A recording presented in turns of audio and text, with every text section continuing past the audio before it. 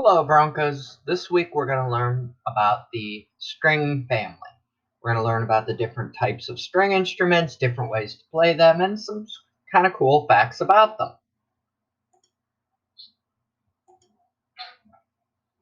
First thing that we should take a little look at here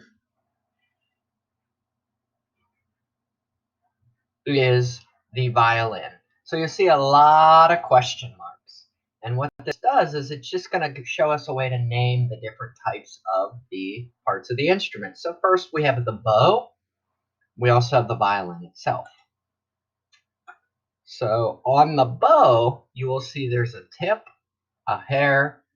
The horse's hair, remember, is here. The frog, which is the back part that holds the string on the back. So you'll hear the line where you want them to bow from the tip to the frog. That's what they're talking about. And then at the bottom, there's a screw to tighten the string. So if for some reason the hair is loosened, the string would pull the hair and it would be able to tighten it. The screw, would pull the hair and it would be able to tighten it using a screw.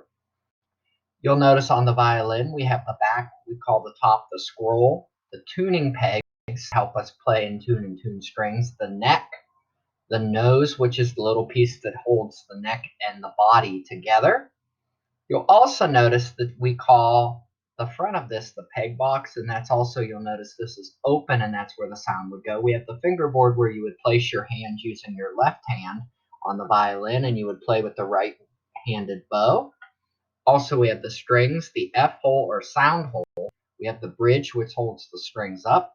And we have these little pegs down here on the bottom. Those are for tuning of the instruments, so to make it more precise. And then a chin rest, because again, it goes under your chin. Your left hand goes here, and you would bow with your right hand. And that is the violin, and it sounds like this.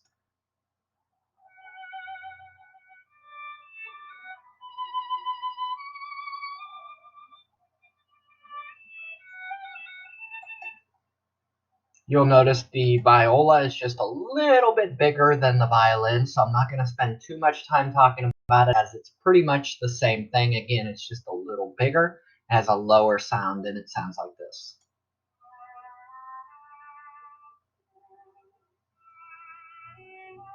Now, a really cool instrument we call is cello. And you will notice this is much bigger. So one of the big things is because you would sit and this instrument would sit on the ground in front of you. It would sit vertical. This little peg on the bottom down here is the end pin that holds it so that it would have somewhere to sit. You'll notice the tailpiece, the bridge, the strings, the neck. We call this the nut, which holds the strings up a little bit so that they have room to vibrate. The fingerboard, again, you would use your left hand. Right hand would be bow. The cello bow is very similar to the violin and viola bow. Just again, it's a little bigger. We have the tuning pegs, the peg box, the scroll, and you'll notice this has a much lower sound. Check this out.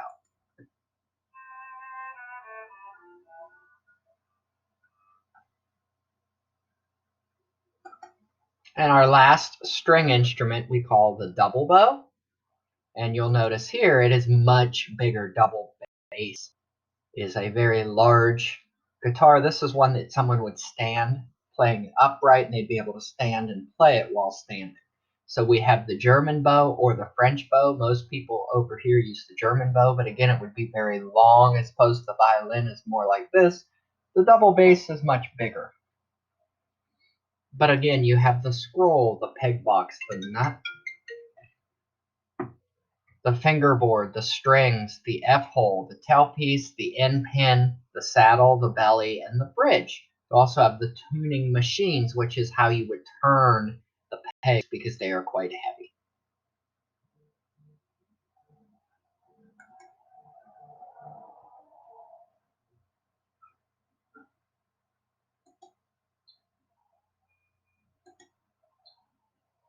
So real quick, a short little video to teach you about the different types of string quartet and also some cool facts. And now, my multinational string quartet bring France this wonderful song, Hit It! Wherever from, whatever you do, middle C is middle C for you. Take the staff out of pen and jack it, you can write middle C for the whole planet. Chinese, Japanese, Portuguese, Taiwanese, Cantonese, Samoan, Sudanese, or what you please wherever you're from.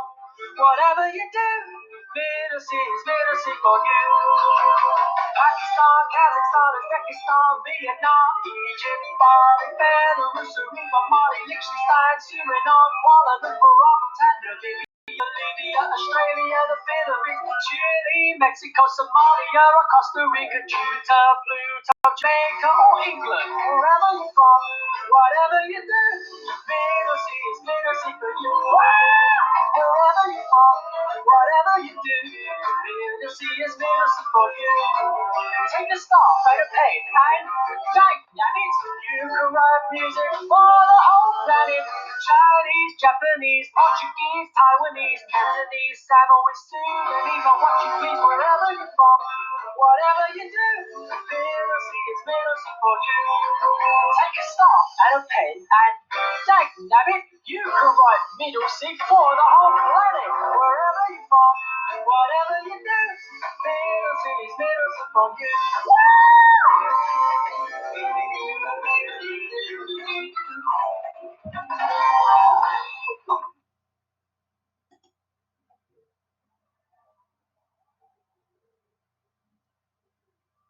So you will see the different types up here. We have arco, pizzicato, tremolo, and vibrato. These are different techniques that you can do a sound. So here is arco. I'm Ashley, and this is my violin.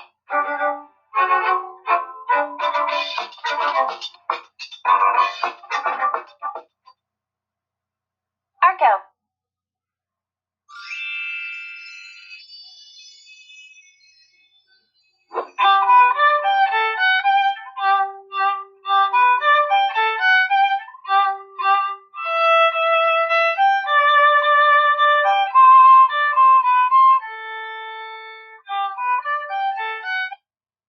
Pizzicato, or plucking the strings. Pizzicato.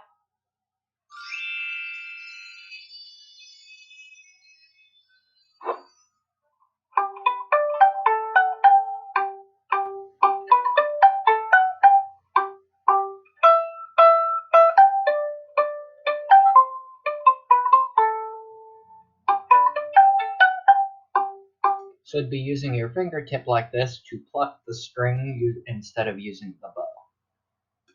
Vibrato is a sound type. Vibrato.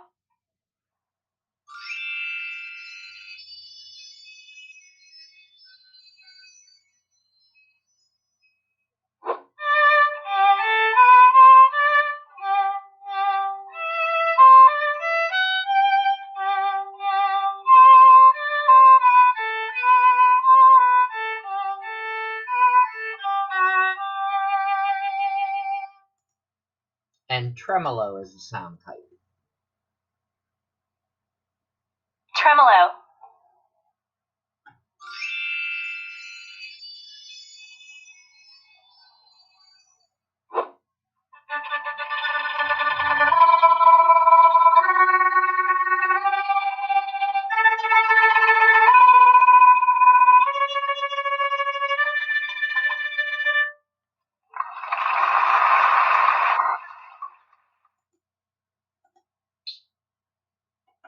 So as a quick review, we learned the four members of the violin or string family, so violin, viola, cello, and double bass.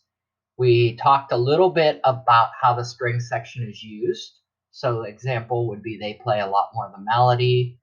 And we talked a little bit about describing arco, pizzicato, vibrato, and performance techniques. In other words, how they do them or why.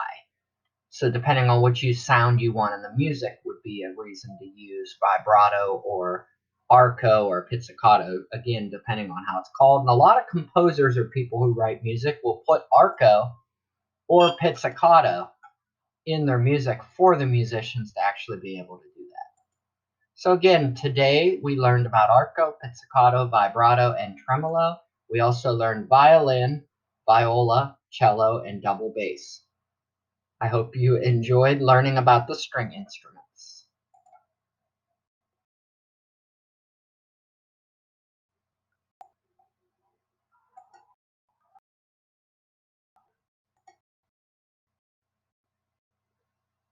Now we're going to play a small little activity. So I'm going to hit play and you're just going to kind of listen and see if you can guess. I can't hear your guesses, but if you guess really loud, I might be able to hear them. You're just going to guess the type of music that the string instruments are playing.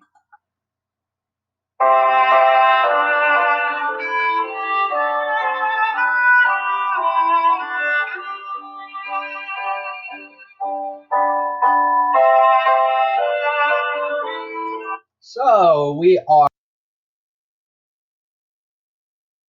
classical. You would have been correct. Here is another example. Again, listen to it and see if you can guess what type of music it is that has strings playing in it.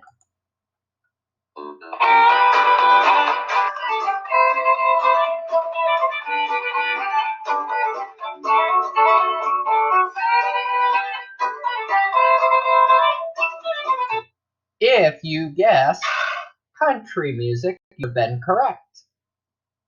Next one.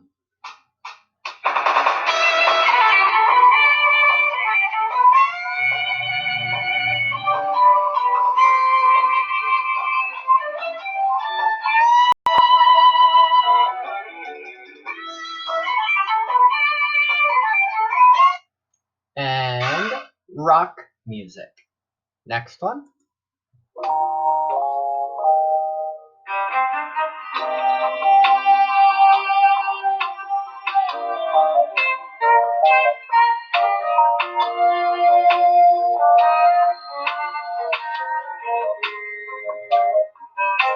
This one might be a little tricky, so I'll give you a little bit of time to think about it.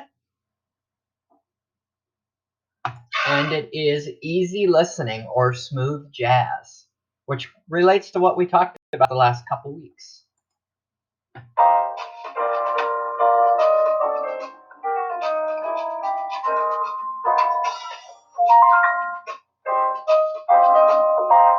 And what a perfect example, because of what we talked about last week and a couple weeks before that was jazz and the different instruments. So what a great example of jazz using strings, and you could hear the double bass.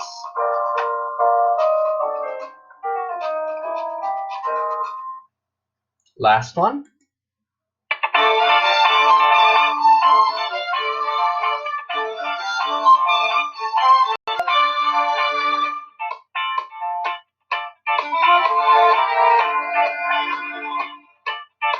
What do we think? Let's see. Pop music. If you would have guessed that, you would have been correct. Thank you. And this is showing you strings are everywhere. Thank you for playing a short